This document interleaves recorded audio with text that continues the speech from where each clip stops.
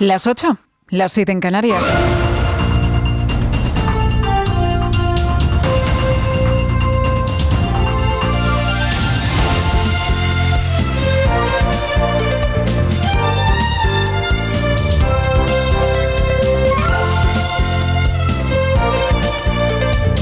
¿Qué tal están? Muy buenos días. Bienvenidos a Herrera en COPE en este jueves 15 de julio. Hoy toca analizar el varapalo del Constitucional al Gobierno y las consecuencias que puede tener. Ha sido un solo voto de diferencia, pero suficiente para que el Pleno del Tribunal Constitucional tumbara el estado de alarma que el Gobierno de Pedro Sánchez decretó en los inicios de la pandemia. Comparezco para dar cuenta del Consejo de Ministros extraordinario en el que hemos aprobado el ya anunciado estado de alarma y las medidas que este implicará para hacer frente al coronavirus, al COVID-19. Como saben, España se enfrenta a una emergencia de salud pública que requiere decisiones extraordinarias. Pues era lo que decía Pedro Sánchez el 14 de marzo de 2020, cuando todos nos tuvimos que meter en casa para intentar contener el virus en uno de los confinamientos más duros del mundo. Fueron concretamente 98 días sin poder salir a la calle sin un motivo justificado. Se decretó el estado de alarma, una herramienta que es legal, pero que según ha decretado el Tribunal Constitucional permite limitar esa libertad de circulación, pero no suspenderla de forma indiscriminada, como ocurrió el año pasado. Los magistrados no entran a valorar la situación sanitaria, solamente dicen que para llevar a cabo el confinamiento el Gobierno tenía que haber empleado otro instrumento legal, concretamente el estado de excepción, que requiere además un permiso previo del Congreso. La sentencia, sin duda, ha sido un jarro de agua fría para el Gobierno, que sigue defendiendo que los países de nuestro entorno adoptaron una fórmula similar. Aseguran que establecer el estado de alarma fue lo más rápido porque no requiere pasar antes por el Congreso, lo puede decretar directamente el Gobierno y además dice que la urgencia era salvar vidas. Esa idea no la comparte, sin embargo, Carlos Vidal, profesor de Derecho Constitucional, que piensa que las cosas se podían haber hecho de otra forma. Incluso desde Moncloa se ha dicho, o por lo menos lo que está filtrando, que entonces no se podría haber actuado con urgencia.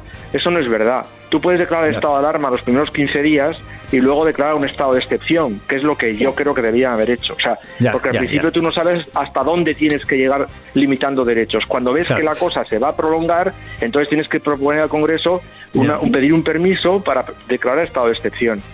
Bueno, no ha sido una decisión fácil para los magistrados del Constitucional. De hecho, han estado muy divididos. Finalmente ha sido el voto de la vicepresidenta Encarnación Roca, del sector progresista, el que ha inclinado la balanza a favor de declararlo inconstitucional. 6 magistrados frente a 5 que consideran que la restricción de libertades no se ajustó al marco legal.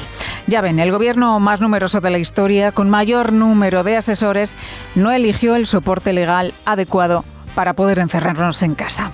Fue Vox el que recurrió ante el tribunal el Real Decreto del estado de alarma, pese a que en un principio votó a favor cuando se convalidó en el Congreso de los Diputados. Luego, eso sí, ya votó en contra en las siguientes prórrogas. Santiago Abascal habla de vulneración de derechos histórica, pide responsabilidades políticas y que se anulen todas las multas. Para exigir la dimisión inmediata del Gobierno, para exigir la convocatoria de elecciones generales, para exigir también que se anulen todas las multas impuestas a los españoles al calor de un estado de excepción encubierto, al calor de un estado de alarma ilegal, y para exigir que se indemnice a los españoles que han sido perjudicados por esta suspensión de libertades fundamentales. Pues la sentencia del Constitucional blinda al Estado de reclamaciones masivas, le exime de una responsabilidad patrimonial, por lo que posiblemente no se van a aceptar reclamaciones por posibles perjuicios económicos de comercios, de industrias o también de particulares que hubieran tenido que detener su actividad laboral durante ese estado de alarma. La sentencia, sin embargo, sí va a afectar a las multas que hayan sido recurridas o estén todavía en trámite, que seguramente van a ser anuladas. Bueno, y hay más asuntos relacionados con los tribunales y con la pandemia. Ya saben que la quinta ola sigue expandiéndose por todo nuestro país, especialmente entre los más jóvenes, y la situación empieza a ser ya preocupante.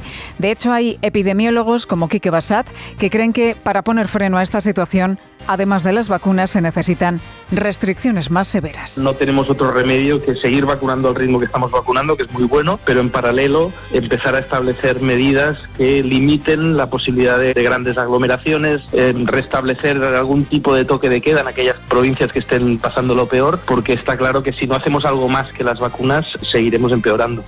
Habla de establecer de nuevo toques de queda, que es precisamente lo que ya han solicitado algunas comunidades autónomas y otras están barajando. Pero aquí chocan con la justicia, porque hay tribunales que avalan que con la Ley de Salud Pública se pueda limitar la movilidad nocturna de las personas y otros que, sin embargo, piensan que no, que para ello se necesita un estado de alarma. En definitiva, el lío de siempre. Y ha vuelto a pasar. Estos días atrás les contábamos que la justicia había aprobado el confinamiento en 32 localidades de la Comunidad Valenciana con una alta incidencia, incluida la capital, Valencia, y también enclaves turísticos como por ejemplo Gandía o Benicàssim. El Gobierno de Canarias había solicitado también el toque de queda, concretamente para la isla de Tenerife, porque allí la incidencia se encuentra en este momento disparada. Bueno, pues aquí el Tribunal Superior de Justicia canario no ha aprobado la medida. Cree que no es viable esta restricción de movimientos. El presidente Ángel Víctor Torres, el presidente canario, anuncia que van a recurrir al Supremo. Hoy es el día en el que hemos tenido más contagios desde que comenzó la pandemia, cuando el TSJ se ha manifestado en contra de una medida que hemos tomado en varias ocasiones en nivel de alerta 3. Y han tenido efectividad en estos 16 meses. En estos momentos es preciso tener instrumentos y herramientas para frenar los contagios. Pues en Valencia sí y en Canarias no. Ya tenemos de nuevo el galimatías jurídico. Ocurrió el verano pasado con los confinamientos y más recientemente también ha pasado con los horarios de la hostelería y el ocio nocturno. Y era algo además que las comunidades autónomas ya advirtieron, se lo advirtieron no una, sino en unas cuantas ocasiones al Ministerio de Sanidad, al Gobierno. Decían que esto iba a pasar concretamente.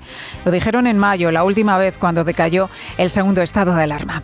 Pues vamos a ver qué ocurre en Cantabria, que es otra de las regiones que ha pedido el toque de queda desde la 1 hasta las 6 de la mañana en 53 municipios. Y también lo ha pedido Cataluña para 158 municipios de más de 5.000 habitantes, incluido Barcelona, y que tienen una incidencia por encima de los 400 casos. Ahora mismo esta comunidad es donde el virus está más descontrolado. Tienen una incidencia de 1.068 casos allí, en Cataluña, más del doble de la media nacional, que se sitúa en este momento en 469 casos, es decir, 33 puntos más que en la jornada de ayer. Y un dato más, en la última semana, la ocupación de las camas UCI ha pasado del 6,7% ha pasado al 8,7%. Este es el dato en el que nos tenemos que fijar ahora para valorar la gravedad de la situación. Es un porcentaje de momento asumible por los hospitales, pero ya han visto que en una semana esa cifra ha subido 2 puntos. Y hoy miramos de nuevo a Cuba, donde ha dimitido el viceministro del Interior, el general de brigada Jesús Manuel Burón Tábit. Deja su cargo tras cuestionar algunas de las decisiones del gobierno, así como el uso excesivo de la fuerza policial para reprimir las manifestaciones que comenzaron este pasado domingo. Mientras, el presidente Díaz-Canel sigue insistiendo en que es una calumnia acusarlos de reprimir a su pueblo y sigue responsabilizando además a Estados Unidos de esta ola de protestas. Además, les amenaza incluso con una nueva crisis de los balseros. Ante esta posibilidad, las autoridades estadounidenses están lanzando ya mensajes para disuadir a quienes se planteen cruzar por mar hasta Florida. En Cuba ahora mismo la policía y el ejército han tomado las calles y sigue sin haber internet. Continúa el apagón informativo, lo que ha enfriado las movilizaciones. El padre Llorens es un jesuita cubano. Llevamos 62 años de dictadura maquillada en diferentes momentos, en diferentes oportunidades, pero ya en estos momentos se le ha quitado la careta completamente porque gracias a la tecnología ha salido todo lo que somos capaces de ellos de hacer por mantenerse en el poder. Pues algunas fuentes hablan de miles de detenidos. El padre Llorens está recorriendo precisamente estos días la isla tratando de localizar a desaparecidos y detenidos y mediar en su liberación. Son cientos de detenidos y no dan abasto para procesar todos los casos y para algunos de ellos querrán llevarlo a los tribunales para juzgarlo.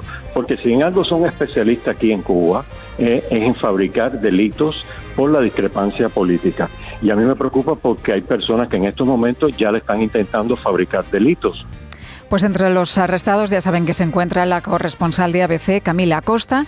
En las últimas horas su padre ha intentado verla, no lo ha conseguido, pero sí ha contado que ha sido trasladada a la prisión de Cién y Aldabó, un centro penitenciario que es muy cuestionado, donde, según el Observatorio Cubano de los Derechos Humanos, los presos viven en pésimas condiciones y además algunos denuncian también torturas. Camila fue detenida este lunes tras cubrir las protestas del domingo en La Habana. Se le acusa de desacato y desorden público. Se enfrenta a entre 3 y 6 años de prisión, simplemente por informar, simplemente por hacer su trabajo.